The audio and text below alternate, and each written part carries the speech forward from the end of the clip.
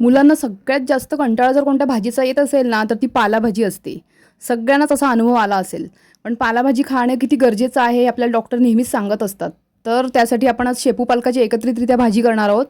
त्याच्यामुळे शेपूचा उग्रवास पण कमी होतो. दोन्ही भाज्या एकत्र केल्याने ती चवदार पण होते आणि अतिशय सुंदरसुद्धा लागते. तर आपण आता ही भाजी करूया. त्यासाठी मी दोन्ही भाज्या धुवून घेतल्या होत्या. त्यानंतर बारीक चिरून घेतल्या आहेत. शेपू आणि पालक अशा प्रकारे बारीक छान चिरून घेतलेले आहे. इथे कढई ठेवली आहे तापायला. त्यात तेल टाकायचं आहे आपल्याला. 3 छोटे चमचे मी त्याच्यात तेल टाकलेलं आहे.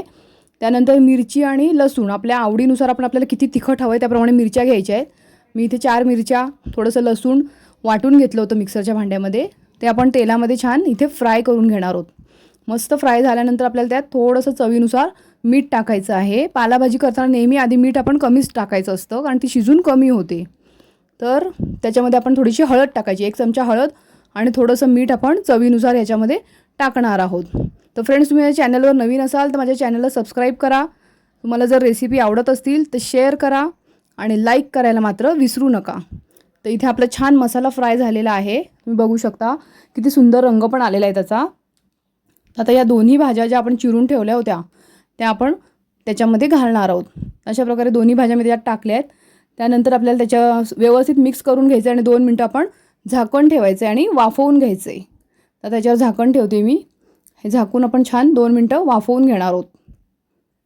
तर ही भाजी वाफते आहे. ही बघा, अशा प्रकारे छान सुंदर वाफ आलेली आहे थोडीशी.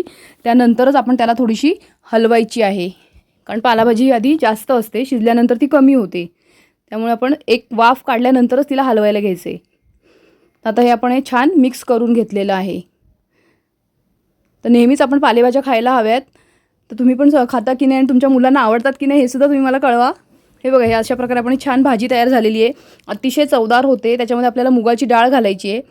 तर इथे मी मुगाची डाळ अर्धी वाटी घेतली होती. तिला भिजत घातली होती, स्वच्छ धुतली होती आणि त्यानंतर आपण ही भिजत घातलेली होती. तर अर्धा तास झाला ही डाळ भिजलेली आहे. ही आपण त्याच्यामध्ये आता टाकायची एक वाफ आल्यानंतर. त्यामुळे शेपू आधी शिजलेली असते. शेपू शिजायला थोडासा वेळ लागतो.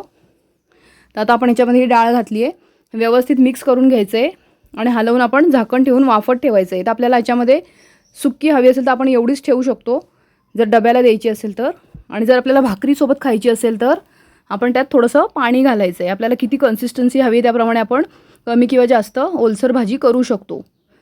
त्या मुगाची डाळ शिजल्यानंतर याला थोडासा घट्टपणा येतो. तर आपण आपल्या आवडीनुसार याच्यामध्ये वाटी 1.5 वाटी पाणी घालायचं आहे आणि मस्त एक वाफ काढून भाजी छान शिजवून घ्यायची आहे. तर अशा प्रकारे सुंदर भाजी तयार झालेली आहे. मी इथे थोडंसं पातळ ठेवलेली आहे, कारण इथे भाकरीसोबत खायची आहे. तर बघा, किती सुंदर चवदार भाजी तयार झालेली आहे. त्याचा रंग पण किती सुंदर आला आहे आणि दोन्ही भाज्या एकत्र केल्यामुळे त्याची चव खूपच सुंदर लागते.